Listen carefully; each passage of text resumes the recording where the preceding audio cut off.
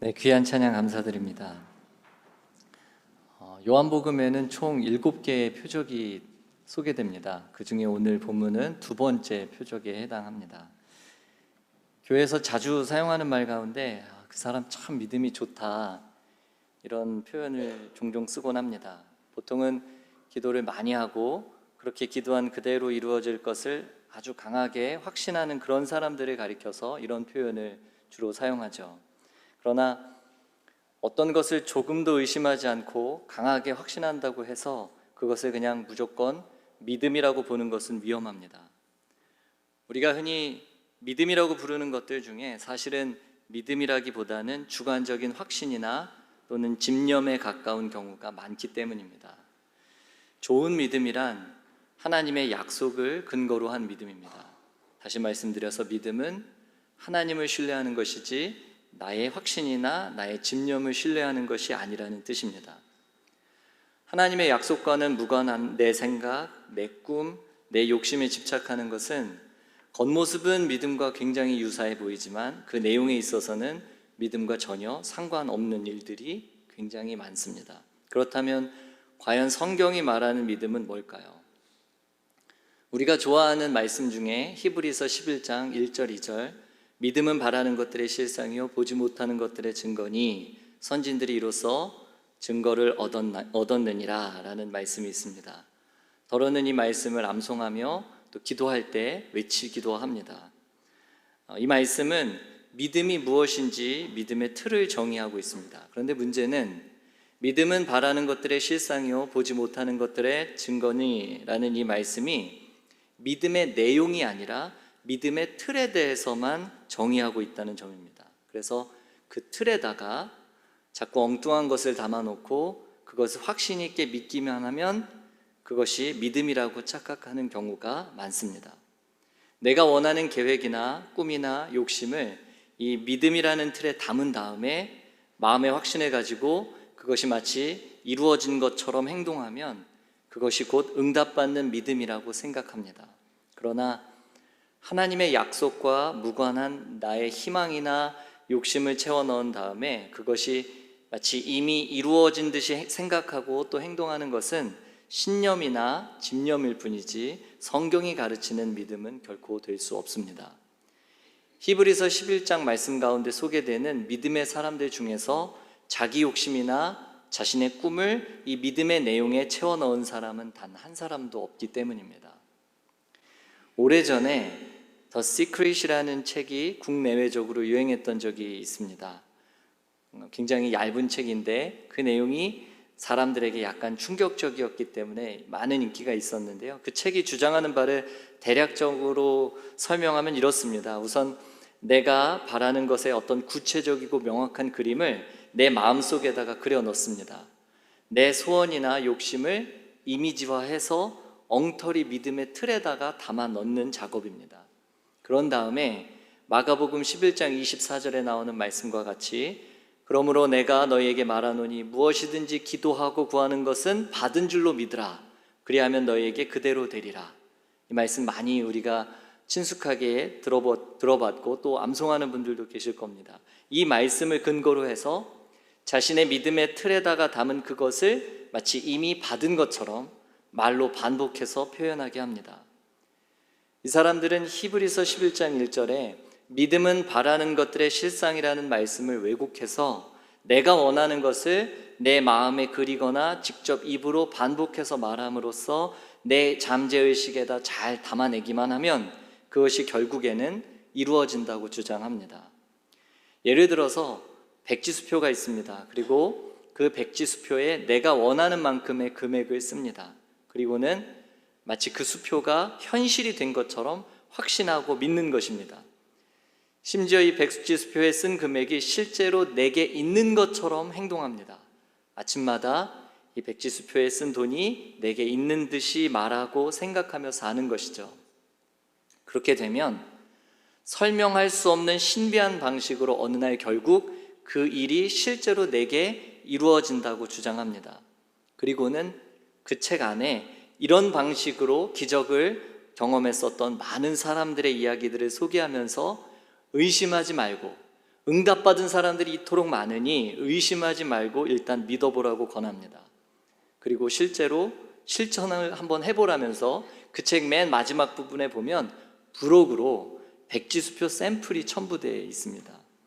무슨 그런 말도 안 되는 책이 있겠나 이런 생각을 하실 수도 있겠지만 당시에 그 책은 베스트셀러였고 그리스도인들 사이에서도 큰 인기를 얻었습니다. 여러분 혹시 야베스의 기도라는 책을 읽어보셨습니까? 야베스가 이스라엘 하나님께 아뢰어 가로되 원컨대 주께서 내게 복에 복을 더하사 나의 지경을 넓히시고 주의 손으로 나를 도우사 나로 환난을 벗어나 근심이 없게 하옵소서 하였더니 하나님이 그 구하는 것을 허락하셨더라. 이 역대상 4장 10절의 말씀을 주제로 쓰여진 책인데 아마도 집집마다 이 말씀이 들어있는 액자 하나 정도는 가지고 계실 겁니다.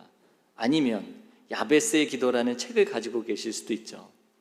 이 브루스 윌킨슨이 쓴 야베스의 기도는 한때 많은 기독교인 가정에 한 권씩 비치되어 있을 정도로 인기를 끌었던 책입니다. 그런데 그 책 가운데 이런 이야기가 하나 있습니다. 이 책의 저자가 어느 날 공항으로 가던 중에 도로에 교통사고가 있어서 비행시간을 도저히 맞출 수가 없었습니다. 트래픽이 너무 심해서요. 그때 그 막힌 도로에서 주님, 이 비행기 출발을 좀 지연시켜 주셔서 제가 탈 수 있게 해주세요 라고 기도했다고 합니다. 그런데 공항에 도착해 보니까 정말 비행기는 출발하지 않고 있었고 그래서 그는 비행기를 탈 수 있었다고 합니다. 그는 하나님이 자신의 기도에 응답해 주신 결과로 이 비행기 출발이 지연됐고 그 결과 자신이 제 시간에 목적지에 도착할 수 있었다고 간증하고 있습니다. 하지만 이 내용을 조금만 더 깊이 생각해 보면 이 윌킨슨의 기도야말로 자기 욕심과 하나님의 뜻을 분별하지 못한 대표적인 예가 아닐 수 없습니다. 본인의 편의를 위해서 수백 명이 탈 비행기를 지연시켜 달라고 기도하는 것이 과연 하나님의 뜻에 맞을까요? 남에게 어떤 손해를 입혔는지 고려하지도 않고 오직 자신의 목적만 이루어졌다 하면 그것을 하나님의 응답이라고 우리가 말할 수 있습니까? 이 브루스 윌킨슨이 말하는 야베스의 기도는 듣기에는 대단히 매력적이지만 성경의 기도 원리에 정면으로 위배되는 기도입니다. 왜 그럴까요? 이 믿음이라는 틀에다가 엉뚱한 내용을 담아놓고도 내가 의심 없이 확신만 한다면 반드시 응답된다는 식의 잘못된 생각을 우리에게 조장하기 때문입니다. 이런 기도는 야베스의 기도가 아니라 차라리 야베스의 비즈니스라고 해야 더 어울립니다. 역대상 4장 10절의 말씀에 오류가 있다는 그런 뜻이 아닙니다. 혹시 역대상 4장 10절을 너무 좋아하고 암송하셨던 분들에게는 상처를 드릴지도 모르겠는데 이 말씀이 잘못되었다는 것이 아니라 그 말씀을 자기 멋대로 해석한 브루스 윌킨슨 식의 야베스의 기도가 틀렸다는 말입니다. 성도 여러분, 우리는 과연 어떻습니까? 우리의 믿음은 누구를 향하여 있습니까? 그리고 우리가 믿는다고 말하는 우리 믿음의 내용은 과연 무엇입니까?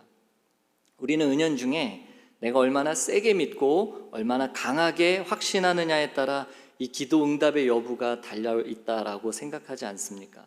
그래서 혹시 의심 없이 내가 확신을 가지고 기도하면 그러면 기도가 응답되고 의심하면 부정타서 기도 응답이 안 된다고 생각하지는 않습니까? 그렇다면 우리는 하나님을 믿는 걸까요? 아니면 믿는다고 말하는 내 믿음을 믿는 걸까요? 오늘 본문은 죽어가는 아들을 살리기 위해 예수님께 나온 한 사람의 이야기입니다. 오늘의 본문 46절에서 48절을 우리 함께 보겠습니다. 예수께서 다시 갈릴리 가나에 이르시니 전에 물로 포도주를 만드신 곳이라. 왕의 신하가 있어 그의 아들이 가버나움에서 병들었더니 그가 예수께서 유대로부터 갈릴리로 오셨다는 것을 듣고 가서 청하되 내려오셔서 내 아들의 병을 고쳐주소서 하니 그가 거의 죽게 되었습니다. 예수께서 이르시되 너희는 표적과 기사를 보지 못하면 도무지 믿지 아니하리라. 지금 읽은 이 본문에 따르면 예수님께서 자신의 아들을 예수님께 고쳐달라고 찾아온 이 사람은 신분이 왕의 신하라는 신분을 가지고 있었습니다. 이 사람의 이름이 무엇인지 그리고 그의 정확한 지위가 무엇인지는 알 수 없지만 헤롯 안티파스 바뜨는 유대인인 동시에 헤롯 왕의 고위 관리였던 것은 분명합니다. 사실 왕의 신하 정도면 용하다는 의사를 백방으로 찾아다니면서 이것저것 안 해본 것 없이 다 해봤을 겁니다. 나름 권력을 가지고 있는 사람이지 않습니까? 그러니 아들을 치료하기 위해서 최고의 명의들에게 도움을 요청하기도 했을 겁니다. 그러나 아무런 소용이 없었습니다. 그렇게 왕의 신하가 자신이 가진 권력을 총동원해서 용하다는 의사들을 열심히 찾아 헤맬 때에 때마침 그의 귀에 예수님의 소문이 들려왔고 그 예수님이 갈릴리에 오고 계시다는 소식도 듣게 되었습니다. 그래서 그는 마지막으로 예수님께 달려가 그분을 의지합니다. 사람이 할 수 있는 모든 일 다 해봤지만 호전되기는커녕 더 상태가 심해졌고 이제는 아들이 거의 죽게 생겼으니 그에게 다른 선택지가 없었습니다. 고위 관리가 일개 목수 출신의 예수님을 찾아가서 도움을 요청한다는 것이 모양 빠지는 일이기는 했지만 지금은 그런 걸 따질 여유가 없었습니다. 그래서 무작정 예수님께 나아가서 간절히 요청합니다. 예수님, 지금 좀 내려오셔서 제 아들의 병을 좀 고쳐주십시오. 제 아들이 죽게 생겼습니다. 제 아들 좀 살려주십시오. 그런데 예수님의 대답이 좀 뜬금없습니다. 오늘의 본문 4장 48절은 이렇게 기록합니다. 예수께서 이르시되 너희는 표적과 기사를 보지 못하면 도무지 믿지 아니하리라. 아들의 병을 좀 고쳐달라고 애걸하는 사람 앞에서 너희는 표적과 기사를 보지 못하면 도무지 믿지 아니하리라는 이 말씀은 너무 냉정해 보입니다. 그런데 여기서 너희는으로 번역된 헬라어는 문법적으로 2인칭 복수대명사를 쓰고 있습니다. 다시 말씀드려서 예수님의 이 대답은 지금 눈앞에 있는 이 왕의 신하뿐만 아니라 그 자리에 예수님을 따르고 있었던 예수님의 소문을 듣고 몰려든 그 수많은 군중들을 향해서 똑같이 말씀하고 있다는 뜻입니다. 수많은 갈릴리 사람들을 향해서 예수님께서 하시는 이야기라는 의미죠. 너희들은 여기에 모여있는 너희들은 내가 보여준 표적과 기사가 아니었다면 나를 영접하지도 않았을 것이고 내게 나아오지도 않았을 것이다. 예수님은 지금 갈릴리 사람들이 영문도 모른 채 예수님의 소문만 듣고 웅성웅성대면서 모여든 그 수많은 사람들, 그렇게 예수님이 어떤 분이신지도 모른 채 예수님께 환호하며 예수님께 열광하는 그런 태도나 혹은 왕의 신하가 아들을 고쳐달라고 예수님께 간절히 구하는 그 태도 모두 예수님이 궁극적으로 기대하는 믿음은 아니라고 말씀하십니다. 왜 그러실까요? 거기에는 믿음의 내용도 없고 믿음의 대상도 빠져버린 채 오로지 사람들의 열심과 간절함만이 들어있기 때문입니다. 그리고 믿음의 내용과 대상이 빠져버린 그들의 열심과 간절함과 열광은 머지않아서 시간이 곧 지나면 예수님을 십자가에 못 박는 열심과 간절함으로 돌변할 것을 예수님은 보셨고 또 아셨습니다. 예수님은 만약 자신이 표적을 행하지 않는다면 사람들은 도무지 자신을 믿지 않을 것이라고 사람들의 그리고 우리들의 연약한 마음의 상태를 드러내셨습니다. 그렇다면 이 요한복음에서 예수님이 고발하시는 우리의 태도는 과연 무엇일까요? 하나님을 마치 우리의 뒤치다꺼리를 해주시는 분으로 생각하는 우리의 태도가 아닐까요? 물론 하나님은 우리를 깊이 염려하고 또 도우십니다. 그리고 그것을 기뻐하시는 분입니다. 그러나 하나님은 우리의 아버지시기 때문에 때로는 우리를 너무나 사랑하시는 신랑이기 때문에 우리를 위하고 돌보시는 것이지 그렇다고 우리가 아무 때나 우리가 마음대로 꺼내서 마음대로 부릴 수 있는 그런 분이 결코 아닙니다. 우리를 너무나 사랑하시기 때문에 우리를 섬기시려고 종의 모습으로 이 땅에 오셨지만 주님은 결코 종이 아니십니다.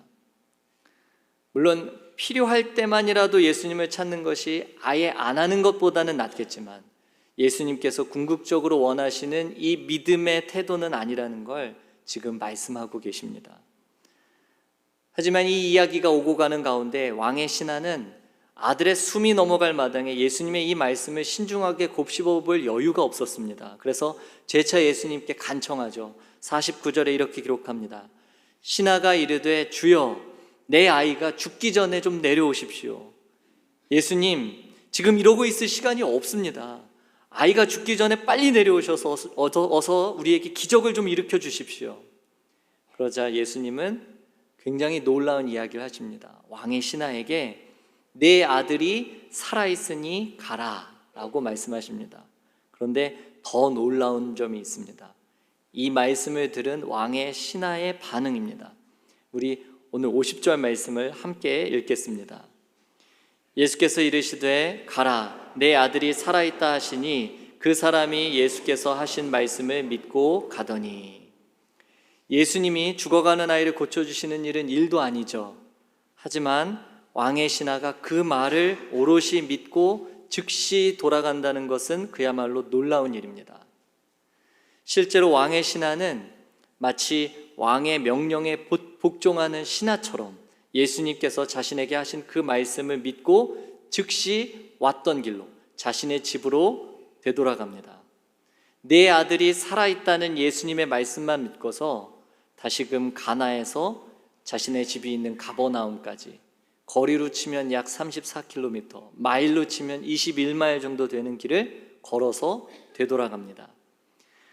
도대체 그에게 어떤 믿음이 생겼는지 알 수는 없지만 예수님께서 내 아들이 살아있다고 말씀을 하시니 왕의 신하는 위중했던 아이의 상태를 확인해 보기 위해서 자신의 집이 있는 가버나움으로 돌아가고 있습니다.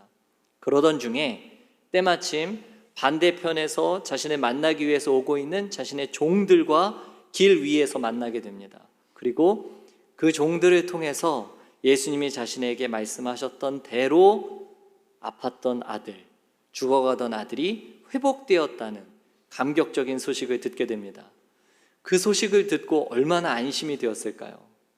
심지어 예수님께서 내 아들이 살아있다 라고 말씀하셨던 어제 7시에 아들의 열기가 떨어졌다는 사실을 확인하고 이 왕의 신하뿐만 아니라 그 온 집안이 다 예수님을 믿게 되었다고 성경은 기록하고 있습니다. 성도 여러분, 본문의 말씀대로라면 예수님께서 왕의 신하에게 내 아들이 살아있다고 말씀하신 때는 어제 오후 7시였고 바로 그 시간부터 아들의 열이 떨어지기 시작했다고 성경은 기록하고 있습니다. 그렇다면 지금 왕의 신하가 예수님의 그 약속의 말을 듣고 자신의 집이 있는 가버나움으로 돌아가는 길에서 마주오고 있었던 자신의 종들과 딱 만난 이 시점은 언제일까요? 우리가 정확한 시점은 성경에 나와 있지 않기 때문에 단지 추정할 따름이지만 어제 7시에 예수님께서 내 아들이 살아있다라는 말씀을 하셨고 오늘 내가 집으로 가는 그 길 위에서 종들을 만났으니까 어제 7시부터 적어도 꽤 오랜 시간, 몇 시간 이상은 지난, 여러 시간이 지난 후에 일어난 일입니다. 다시 말씀드려서 예수님께서 내 아들이 살아있다고 말씀하신 그 순간부터 한참이 지나고 나서야 자신의 아들이 회복되었다는 소식을 이 왕의 신하는 들었던 것입니다. 실제로 예수님께서 말씀하시자마자 즉시로 아들의 열이 이미 떨어졌지만 왕의 신하는 그 사실을 모른 채로 집으로 돌아가고 있었습니다. 이미 그가 예수님께 간청한 대로 그의 삶에 놀라운 기적이 일어났지만 왕의 신하는 그 사실을 전혀 모른 채 집으로 돌아갈 뿐입니다. 그래서 집으로 돌아가는 그 길 위에서 그의 마음에는 의심도 생기고 불안한 마음도 있었을지 모릅니다. 예수님께서 내 아들이 살아있다라고 약속하셨으니까 지금쯤이면 내 아들이 나았을까? 아니면 내가 집에 도착할 때쯤 고쳐주실까? 그것도 아니라면 내가 집에 도착하면 그때부터 아들에게 서서히 차도가 있다는 뜻일까?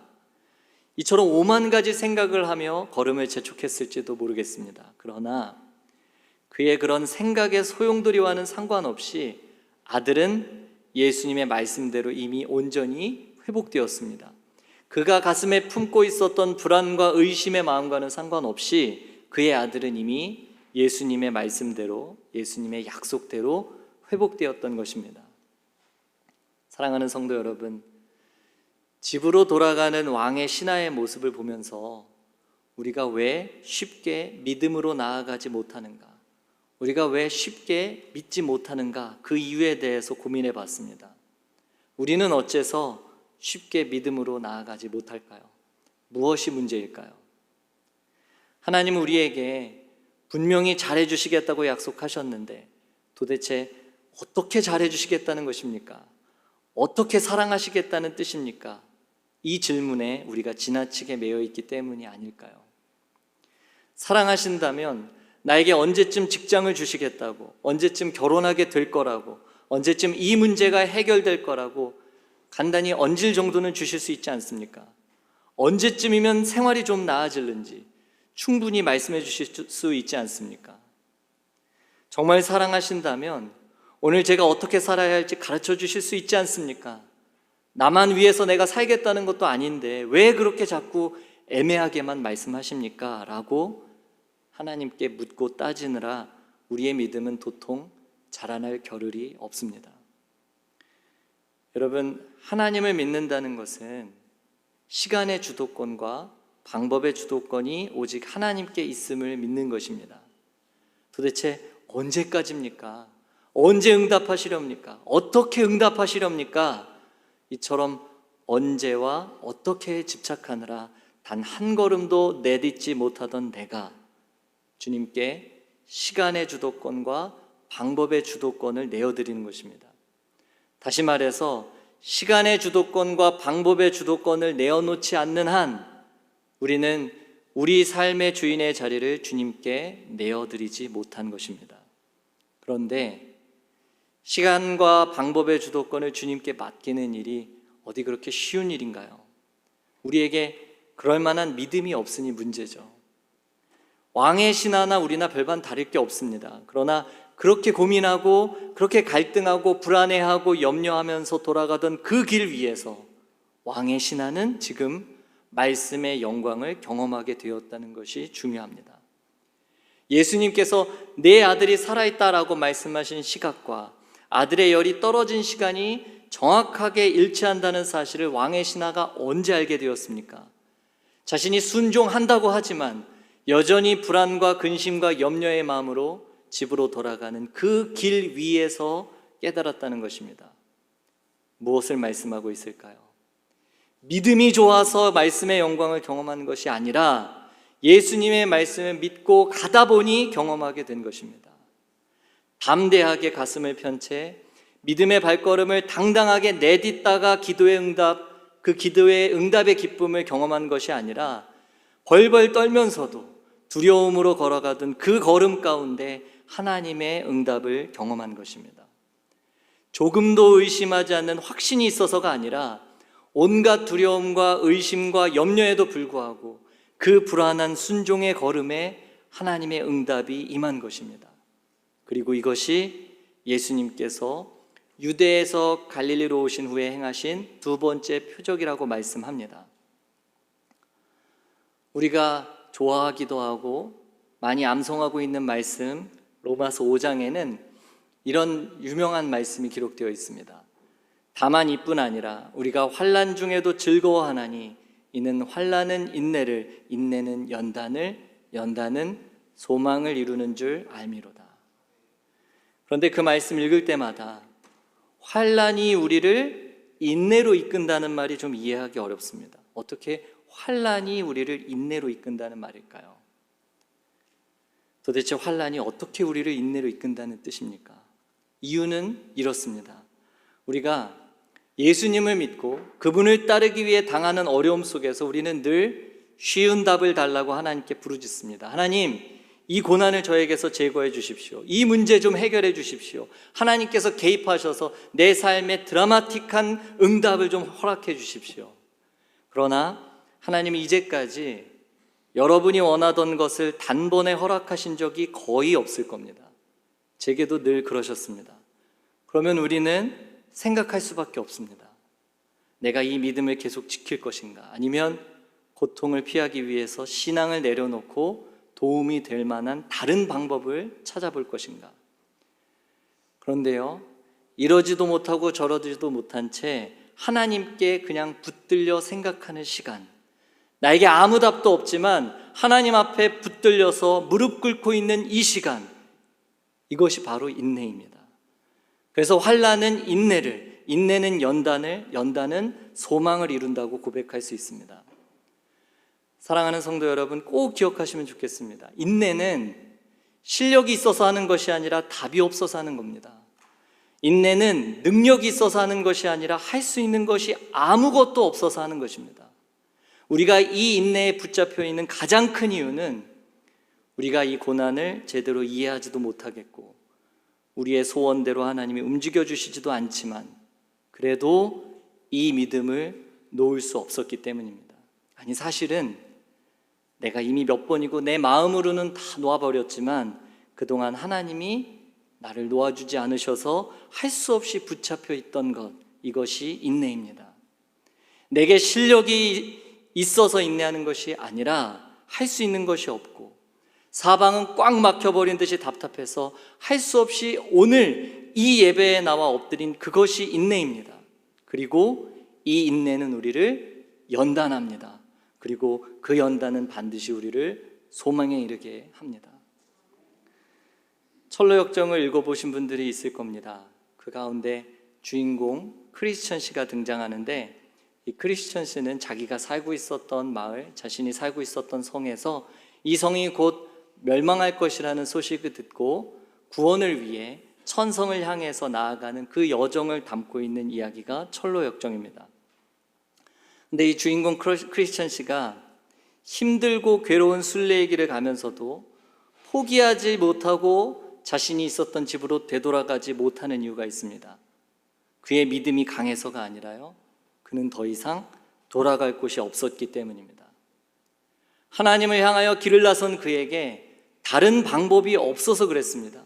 천성을 향해서 앞으로 나아가는 것 외에 그가 할 수 있는 게 없었기 때문입니다. 그래서 인내하는 것입니다. 아니, 그래서 하나님께서 인내하게 하시는 겁니다. 그리고 그 인내가 연단은 소망을 이루어 마침내 크리스천 씨를 그리고 여러분과 저를 하나님의 나라로 인도합니다. 사랑하는 여러분, 왕의 신하에 병든 아들은 왕의 신하가 예수님의 말씀을 잘 믿었기 때문에 고침받은 것이 아닙니다. 예수님께서 아이를 고치셨기 때문에 고침받은 것입니다. 우리는 자꾸 우리가 가진 믿음을 믿는 경향이 있습니다. 그래서 우리가 가진 믿음을 숭배합니다. 특별히 세게 믿고 확신에 가득 찰수록 우리의 믿음을 더욱 믿고 의지하려고 듭니다. 그래서 뭔가 믿어진다고 느껴지는 그런 뜨거운 감정을 느끼고 싶어서 뜨겁다는 예배, 뜨겁다는 집회를 찾아다닙니다. 그러나 우리의 믿음은 주님께서 우리에게 주신 선물이지 그 믿음이 하나님의 역사를 이루는 조건이나 능력이 아닙니다. 믿음은 늘 믿음의 대상을 향해야지 내 믿음이 내 아들을 고쳐줄 것이라고 믿어서는 안 됩니다. 내 믿음이 내 가정의 문제를 고치고 내 믿음이 강할수록 내 기도의 제목이 제대로 응답될 것이라고 기대해서는 안 됩니다. 우리 믿음 자체에 능력이 있는 것이 아니기 때문입니다. 내 안에 있는 능력이 아닙니다. 그래서 성경은 이것을 표적이라고 말씀하고 있습니다. 표적의 가장 중요한 핵심은 그 표적을 일으키신 주체가 아니라 그 표적을 일으키신 주체가 내가 아니라 주님이라는 사실입니다. 이것이 표적이 담고 있는 가장 중요한 핵심입니다. 나에게서 나온 것이 아니라 주님께로부터 온 것입니다. 첫 번째 표적이었었던 물을 포도주로 바꾸신 분도 주님이시고 아들의 병을 고쳐주신 분도 주님이십니다. 물이 포도주로 바뀔 것이라는 나의 믿음 때문도 아니고 아들의 병을 고쳐주실 것이라는 내 믿음 때문도 아닙니다. 물이 포도주로 바뀐 것도, 죽어가던 내 아들이 살아난 것도 나 때문이 아니라 오직 주님께서 전적으로 일으키신 사건입니다. 그래서 표적은 내가 아닌 이 표적의 주체 되시는 주님을 주목하게 합니다. 그래서 표적입니다. 그래서 사인입니다. 사랑하는 성도 여러분, 여러분의 신앙 여정 가운데 주님께서 수많은 표적을 행하십니다. 그러나 그 표적, 그 기적, 그 간증, 그 기도의 응답 끝에 여러분과 저는 없습니다. 아니, 없어야 합니다. 왜 그럴까요? 표적은 나의 확신 있는 믿음, 내 좋은 믿음이 아니라 오직 그 표적을 행하신 주님만 드러내고 그분만을 주목하게 하니까요. 그렇게 주님만 주목하게 되면 어떤 일이 일어날까요? 오늘의 본문 53절에 이렇게 기록하고 있습니다. 그의 아버지가 예수께서 내 아들이 살아있다 말씀하신 그때인 줄 알고 자기와 그 온 집안이 다 믿으니라. 오늘의 이 표적을 통하여 우리 모두가 표적의 주인 되시는 주님을 주목하게 되기를 원합니다. 그리하여 자기와 그 온 집안이 다 믿는, 나와 나의 집 모든 사람들이 다 믿는 그 구원의 역사를 매 순간 경험할 수 있기를 간절히 소원합니다. 우리 이 시간 함께 찬양하고 기도하기 원합니다. 우리 가능하신 분들은 자리에서 함께 일어나서 찬양하겠습니다. 우리 이 시간 찬양할 때 하나님, 내 확신, 내 믿음, 내 집념을 내 믿음이라고 착각하지 않겠습니다. 주님의 강한 손이 오늘도 여전히 흔들리는 우리를 붙들고 계심을 잊지 않게 하여 주옵소서.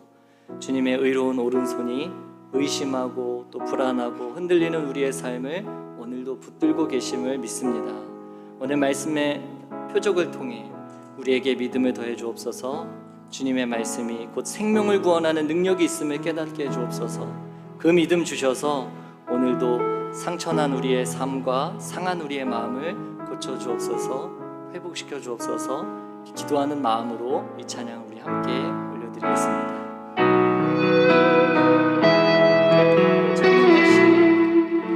전능하신 우리 하나님, 삶에 가득한 주님의 통치,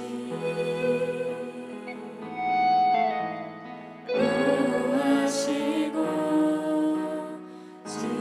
지켜주시네, 복 주시고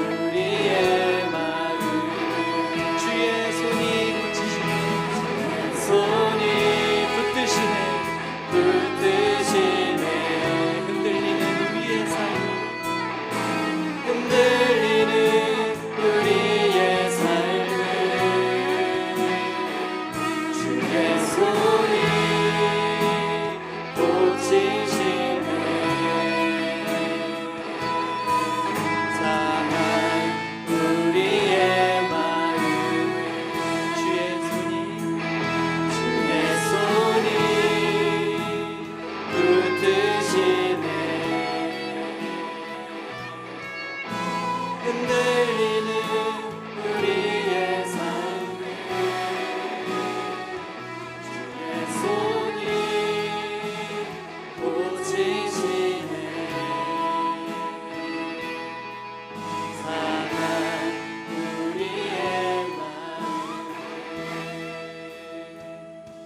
우리 이 시간 한번 기도하겠습니다. 여러분, 기도하는 믿음은 그대로 될 것이라는 확신이나 자신감과는 다릅니다. 내가 어쩔 수 없어서, 기도 외에는 달리 방법이 없어서 하나님께 울며 매달리는 것도 믿음의 기도입니다. 전능하신 하나님이 우리를 사랑하시는 줄 믿기 때문에 밤을 새워서 씨름했던 야곱처럼 그 하나님 한 분 붙들고 늘어지는 그게 바로 믿음입니다. 더러는 기도하면서 확신의 주먹을 불끈 쥐는 사람이 있는가 하면 어떤 분은 기도하면서도 긴가민가 할 것입니다. 하지만 우리가 하나님께 기도하고 있다면 그것은 믿음입니다. 왜요? 참 믿음은 언제나 내용을 넘어서 신실하신 주님을 향하기 때문입니다. 여러분, 기도 외에 다른 방법이 없어서 하나님께 매달리고 있습니까? 내 가슴에 확신이 불같이 타오르지 않아도, 응답하시겠다는 하나님의 음성이 내 귓전에 울리지 않아도, 그래도 오늘 하나님께 기대어 매달리고 있다면 그것은 믿음의 기도가 맞습니다. 하나님께서 이처럼 확신도 없이 매달리는 우리의 기도에 귀를 기울이십니다.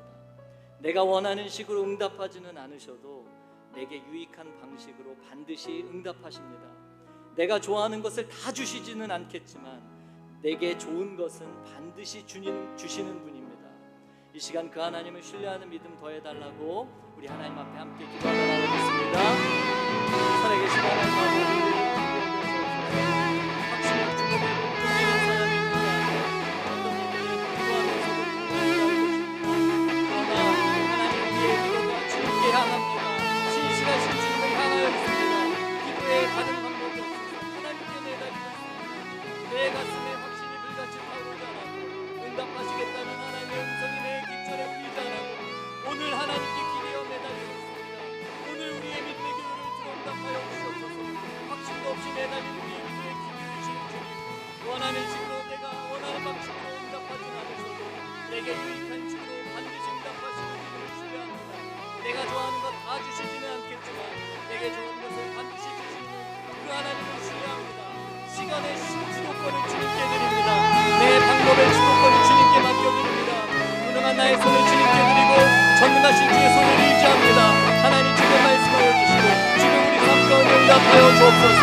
하나님의 약속의 말씀이 내게 있지만 두렵고 떨리고 의심하는 가운데 말씀의 영광을 경험하는 우리 모든 성도들 되게 하여 주옵소서. 하나님을 기대하는 가운데 주께서 고치시고 회복시키시는 것들을 하나님과 경험하게 하여 주옵소서. 그 하나님을 신뢰합니다. 내 믿음을 신뢰하지 않고 살아계신 하나님, 응답하시는 하나님을 신뢰하는 믿음 되게 하여 주옵소서.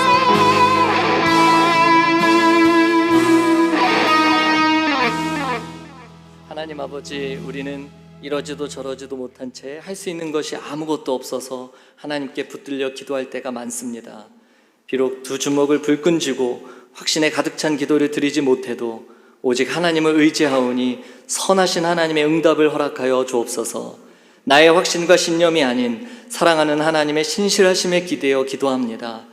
왕의 신하의 아들에게 베푸신 생명의 말씀을 우리에게도 허락하여 주옵소서.